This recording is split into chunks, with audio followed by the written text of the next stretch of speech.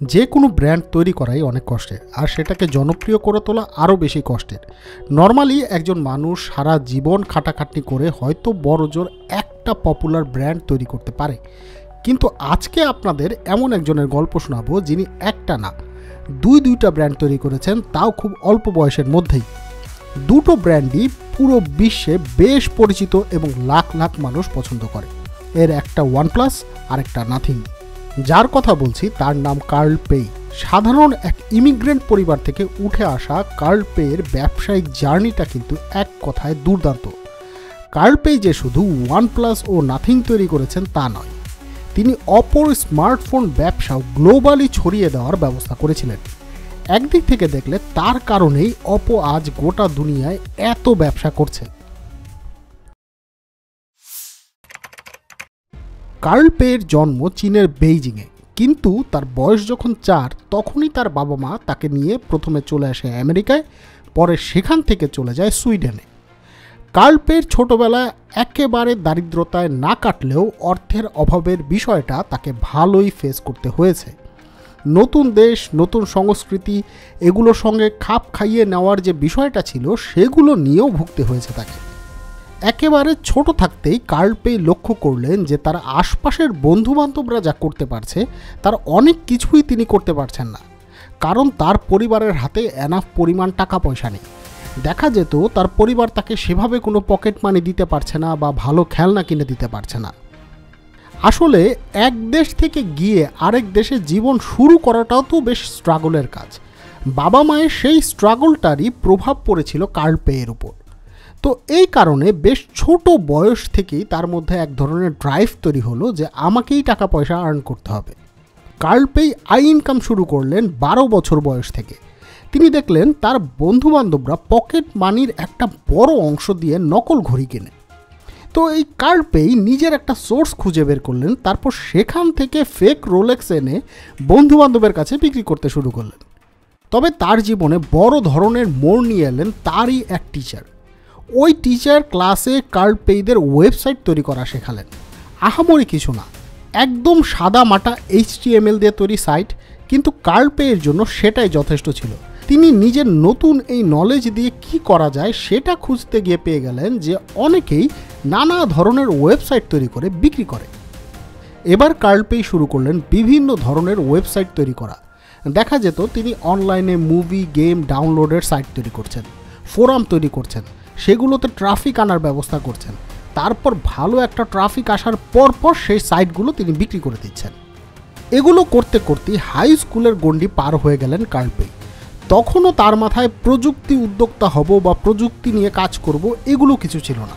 তার একমাত্র চিন্তা ছিল যে টাকা পয়সা কামাতে হবে, এটা খুব দরকারি জিনিস। তো ওই সময় প্রায়ই খবরে চীনের অর্থনীতি নিয়ে নানা আলাপ আলোচনা হতো। কার্ল পেই নিজে যেহেতু চীনের, তাই সে খবরগুলো তার নজরে পড়তো। দেখা যেত খবরে চীনের অর্থনীতি বড় হচ্ছে, রপ্তানি বাড়ছে, এসব বলা হচ্ছে। এই খবরগুলো দেখে কার্ল পেই ঠিক করলেন যে নিজ দেশে ফেরত যাবেন। সেখানে নিশ্চয়ই ব্যবসা করার মতো কোনো না কোনো কিছু তিনি পেয়েই যাবেন।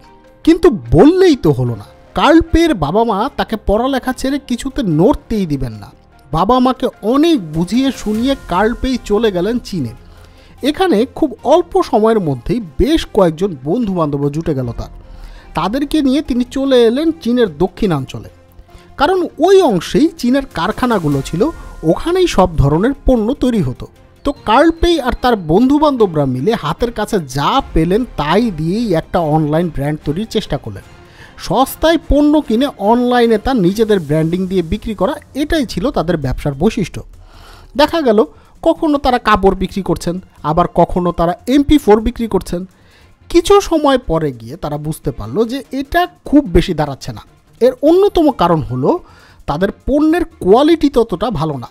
এই জিনিসটা করতে গিয়ে কার্ল পেই কোয়ালিটি পণ্য যে কত জরুরি সেটা বুঝতে পারলেন। এদিকে এর মধ্যে তার মা বাবাও আবার তাকে অনেক বুঝিয়ে শুনিয়ে সুইডেন নিয়ে গেলেন, ভর্তি করে দিলেন ইউনিভার্সিটিতে। কার্ল পেই যে ইউনিভার্সিটিতে ভর্তি হলেন সেটা ছিল সে সময় ব্যবসা নিয়ে পড়ালেখার জন্য সুইডেনের 1 নম্বর ইউনিভার্সিটি। বাট তিনি মার্ক করলেন যে এই ইউনিভার্সিটিতে আসলে সেভাবে কিছু পড়ানো হচ্ছে না। দুনিয়া ছুটছে ই কমার্সের দিকে, প্রযুক্তি প্রতিষ্ঠানগুলো তখন সবচেয়ে ভ্যালুয়েবল কোম্পানিতে পরিণত হচ্ছে, আর ঠিক সে সময় কার্ল পেইদেরকে পড়ানো হচ্ছে সেই মানধাত্তা আমলের থিওরি। যেসব কোম্পানি নিয়ে আলোচনা করা হচ্ছে সেগুলো সবই পুরনো, এগুলো দিয়ে বর্তমান যুগে বেশি কিছু অর্জনের আশা করা যায় না। বিষয়টা তার মনোজগতে ব্যাপক প্রভাব ফেলল।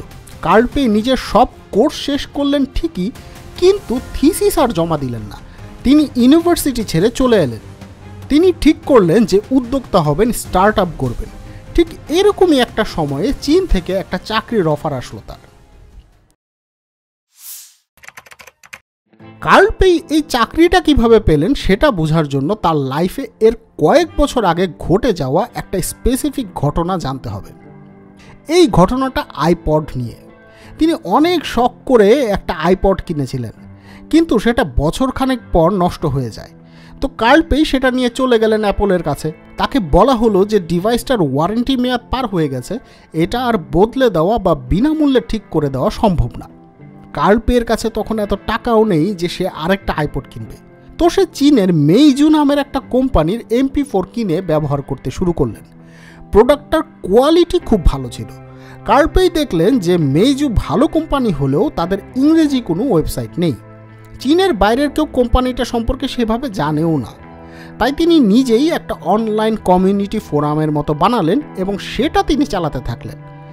এই জিনিসটা সময়ের সঙ্গে সঙ্গে এত জনপ্রিয় হলো যে মেইজুর সিইওর নজরে পড়ল এটা।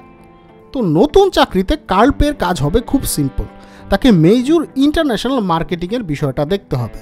চাকরি তার খুব পছন্দ হলো। উদ্যোক্তা হওয়ার স্বপ্ন বাদ দিয়ে সে চলে গেল আবারও চায়নায়। এদিকে মেইজু ছিল চীনের প্রথম স্মার্টফোন নির্মাতা প্রতিষ্ঠানগুলোর একটা। তারা চেয়েছিল বড় লেভেলে বাজার পেতে। ওই সময় আরেকটা প্রতিষ্ঠান চীনের বাজারে মাত্রই পা রেখেছে, সেটা হলো শাওমি। এই শাওমির সঙ্গে মেইজুর পার্টনারশিপে যাওয়ার কথা ছিল, তারপরে হয়নি। আর শাওমি তো এসেই ঝড়ের বেগে সবাইকে পেছনে ফেলে এগিয়ে গেল। মেইজু মার্কেটে তাদের সঙ্গে ব্যবসায় পারল না। পুরো বিষয়টা নিয়ে ব্যাপক বিষণ্ণ হয়ে গেলেন মেইজুর সিইও। তিনি এতটাই হতাশ হয়ে গেলেন যে অফিসে আসাই ছেড়ে দিলেন। কার্ল পের এই জিনিসটা ভালো লাগলো না। তার কথা হলো, আপনার ব্যবসা যদি চ্যালেঞ্জের মুখে আপনি না সামলান তাহলে কে সামলাবে? ব্যবসা কিভাবে বড় হবে? তার সিইওর ওপর যে রেসপেক্টটা ছিল সেটাই নষ্ট হয়ে গেল। সে ঠিক করলো যে মেইজু ছেড়ে দিবে। ঠিক এরকম একটা সময়ে তার পরিচয় হলো পিট লাওয়ের সঙ্গে। পিট লাও ছিলেন অপর সিনিয়র লেভেলের কর্মকর্তা। তিনি কার্ল পেকে নিয়োগ দিলেন ইন্টারন্যাশনাল বাজারে অপর মার্কেটিংটা ঠিকঠাকভাবে করার জন্য।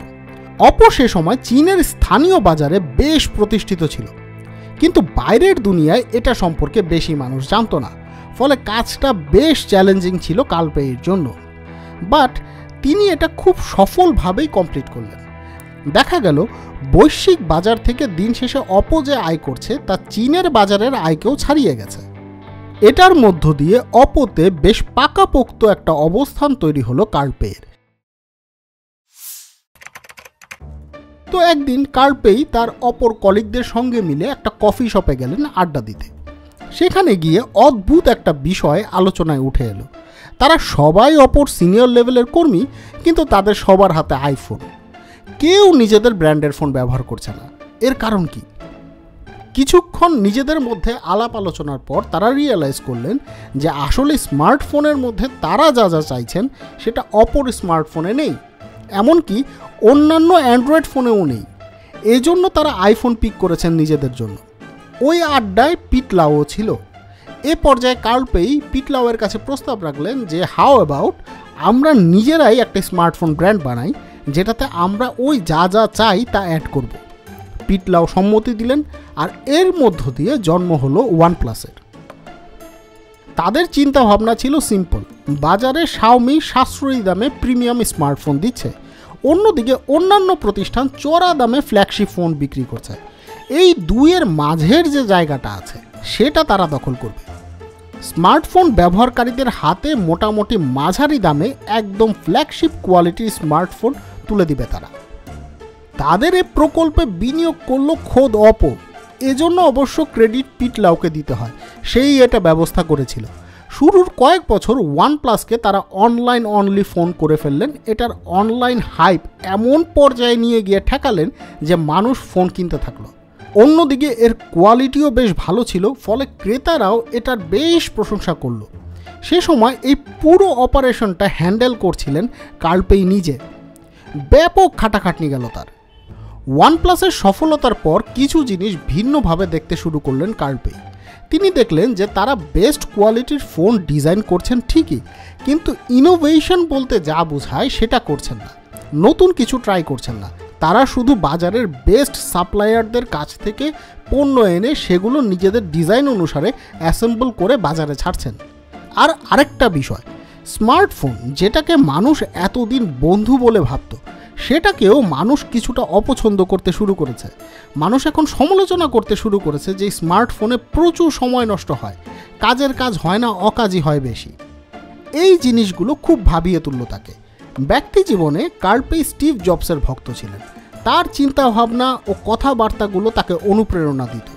সব মিলিয়ে তিনি চিন্তা করলেন যে নতুন পথে হাঁটবেন, ওয়ানপ্লাস ছেড়ে দিবেন এবং নিজের কিছু একটা দাঁড় করাবেন যেটা ইনোভেশন থাকবে। পিট লাউকে নিজের পরিকল্পনা জানিয়ে সরে আসলেন কার্ল পেই। পিট লাউও তাকে আটকালেন না। ওয়ানপ্লাস তার সফলতা পরেও ধরে রেখেছিল। পরে কোম্পানিটা মার্জ হয়ে যায় অপর সঙ্গে। ওয়ানপ্লাস থেকে সরে এসে প্রথমে কয়েকদিন ব্যাপক ছুটিছাটা কাটালেন কার্ল পেই। এরপর চিন্তা ভাবনা শুরু করলেন নিজের নতুন কোম্পানিটা নিয়ে। ঠিক করলেন ইনোভেশন করবেন তিনি, কিন্তু একটু ডিফারেন্ট ওয়েতে। স্মার্টফোনের যে অভিজ্ঞতাটা ব্যবহারকারীরা পায় সে জিনিসটাকেই বদলে দেওয়ার চেষ্টা করবেন। ভালো ভালো ডিজাইনার, ইঞ্জিনিয়ার হায়ার করলেন, টিম গুছালেন, কিন্তু তখনও একটা জিনিস নিয়ে তাদের ভুগতে হচ্ছিল, আর সেটা হলো এই প্রতিষ্ঠানের নাম কি হবে। নানা ধরনের নাম রাখতে গিয়েও তারা রাখলেন না। যেমন একবার ব্র্যান্ডের নাম এসেনশিয়াল করতে গিয়েছিলেন, সেটা পরে বাদ দিলেন। কার্ল পেয়ের মূলত চিন্তা ছিল নামটা এমন হতে হবে যা একদম তরুণ বয়সী, মানে 20-22 বছর বয়সীদের পছন্দ হয়। এক পর্যায়ে এক গাদা নাম নিয়ে কার্ল পেই হাজির হলেন নিজের ছোট বোনের কাছে। ছোট বোনের বয়স তখন 20, সো তার চেয়ে ভালো বুদ্ধি তাকে আর কে দিতে পারবে। তো দেখা গেল কার্ল পেই একটা একটা করে নাম বলেন, কিন্তু কোনোটাই ছোট বোনের পছন্দ হয় না। এক পর্যায়ে কার্ল পেই রাগ করে বলে বসলেন, ফাইন, কোনোটাই যখন তোমার পছন্দ হচ্ছে না তাহলে আমি এটার নাম নাথিং রেখে দিই। এইটা বোনের খুব পছন্দ হলো, সে সঙ্গে সঙ্গেই বলল, এটা করো, এই নামটা রাখো। কার্ল পেইও চিন্তা করে দেখলেন যে তার বয়স যদি কম হতো এবং তাকে যদি কেউ বলতো যে চলো আমরা একটা প্রতিষ্ঠান বানাই যেটার নাম হবে নাথিং, তাহলে তার কাছেও সেটা অনেক কুল লাগতো। এই বিষয়টা ভাবার পর তিনি ঠিক করলেন যে হ্যাঁ, প্রতিষ্ঠানের নাম নাথিংই হবে। এখন টিম গুছানো, নাম ঠিক করা এক কথা, আর স্মার্টফোন বানানো ভিন্ন কথা। এটা করতে ব্যাপক অর্থের প্রয়োজন। আপনি যদি ছোট পরিসরে শুরু করতে চান তাও কিন্তু অনেক বিনিয়োগ লাগবে। এ কারণে তিনি গেলেন ফান্ড রেইজ করতে, আর সেখানে গিয়ে পড়লেন মহা বিপদে। কেউ টাকা পয়সা দিতে রাজি হয় না। সবার কথা হলো রিসেন্ট টাইমে অনেকেই অনেক ধরনের স্মার্টফোন কোম্পানি তৈরি করতে চেয়েছে, কিন্তু কারোটাই বাজার পায়নি। আমাদের টাকা পয়সা লস হয়েছে। এখন এরকম প্রতিষ্ঠানে আমরা আর বিনিয়োগই করব না, আর তোমরাও এক হিসাবে একদম নতুন, বিনিয়োগ যে ঠিক রাখতে পারবা তার কি গ্যারান্টি। এর মধ্যেই আবার আরেক ঝামেলা দেখা দিল। কোভিডের পর চিপের ব্যাপক সংকট দেখা দিয়েছিল। বড় বড় স্মার্টফোন নির্মাতা প্রতিষ্ঠানগুলোই চিপ পাচ্ছিল না ঠিক মতো। অনেকে চিপ না পেয়ে নিজেদের স্মার্টফোনের প্রোডাকশন কমিয়ে দিয়েছিল। এরকম একটা অবস্থায় আনকোরা নতুন একটা প্রতিষ্ঠানকে চিপও দিতে রাজি হলো না সাপ্লায়াররা। তাদের কথা হলো, আমরা আমাদের বড় বড় ক্লায়েন্টদের চাহিদা আগে পূরণ করে নিই, পরে তোমাদেরটা দেখব। কার্ল পেই পড়ে গেলেন মহা বিপদে। কি করা যায় তা ভাবতে ভাবতে একটা সলিউশন এলো তার মাথায়। তিনি ঠিক করলেন যে আপাতত স্মার্টফোন তৈরিতে হাত দিবেন না, আপাতত অন্য কোনো পণ্য বানাবেন, প্রতিষ্ঠানটাকে টিকিয়ে রাখবেন, পরে মানুষের আস্থা অর্জন করতে পারলে স্মার্টফোন বানানোতে হাত দিবেন। এই চিন্তা থেকে তারা হাত দিলেন ইয়ারবাড তৈরিতে। সুন্দর একটা ইয়ারবাডের ডিজাইন তৈরি করলেন, ফান্ডও রেইজ করলেন, কিন্তু জুৎসই কারখানা পাচ্ছিলেন না। কেউই রাজি হচ্ছিল না তাদের পণ্য তৈরি করতে। এ পর্যায়ে বাধ্য হয়ে তারা এমন একটা কারখানা বেছে নিলেন যেটা অলরেডি উল্টাপাল্টা প্রোডাকশনের জন্য ওয়েস্টার্ন কোম্পানিগুলোর কাছে ব্ল্যাক লিস্টেড। কিন্তু তাদের আর উপায় নেই, আর কেউ তাদের কাজ করতে রাজি হচ্ছে না। অন্যদিকে ওই কারখানার হাতেও কাজ নেই। নিজেদের বাঁচাতে তাদের নাথিং ইয়ারবাডের অর্ডারটা দরকার ছিল, কিন্তু এই অর্ডারটাও ঠিকভাবে কমপ্লিট করতে পারল না কারখানাটা। ইয়ারবাড কিভাবে বানাতে হবে পুরো প্রসেস বলে দেওয়ার পরও তা ডেলিভারি করতে পারলো না তারা। দেখা গেল প্রথম ব্যাচের 80% প্রোডাক্টে ফল্ট আছে, সেগুলো রিটার্ন আসা শুরু হয়ে গেল। বাধ্য হয়ে একদম কারখানার কাছে 2টা অ্যাপার্টমেন্ট ভাড়া নিলেন কার্ল পেই। সেখানে 15 জন ইঞ্জিনিয়ার উঠলেন। কারখানার প্রত্যেকটা সেকশনে, প্রত্যেকটা পার্টে তারা নিজেরা দাঁড়িয়ে থেকে সব কাজ ঠিকভাবে হচ্ছে কিনা সেটা তদারকি করলেন। এভাবে ইয়ারবাডের সমস্যাটার সমাধান করলেন তারা। ইয়ারবাড ভালোভাবে বাজারে ছাড়ার পর ধীরে ধীরে তারা হাত দিলেন স্মার্টফোন তৈরির কাজে। এর মধ্যে বিনিয়োগকারীদের কিছুটা ভরসাও তারা অর্জন করতে পেরেছেন। স্মার্টফোনের ক্ষেত্রেও ওই একই পথে হাঁটলেন। তারা বেছে নিলেন অনলাইন কমিউনিটি অ্যাপ্রোচকে। ফোনকে তারা জনপ্রিয় করে তুললেন অনলাইন সেলিংয়ের মাধ্যমেই। অভিনব কিছু ফাংশন এনে সবাইকে চমকে দিলেন। ফোনটা প্রযুক্তি প্রেমীদের মধ্যে ব্যাপক সাড়া ফেলল। কার্ল পেই এখনও কাজ করে যাচ্ছেন নাথিং ব্র্যান্ড নিয়ে। এরই মধ্যে তার ব্যাপক পরিচিতিও তৈরি হয়েছে। বাট তিনি যদি এমন কাউকে পান যে তাকে চেনে না অথচ নাথিং ব্র্যান্ড চেনে, তাহলেই নাকি তিনি বেশি খুশি হন। তার কাছে এর অর্থ হলো ব্র্যান্ড বড় হচ্ছে।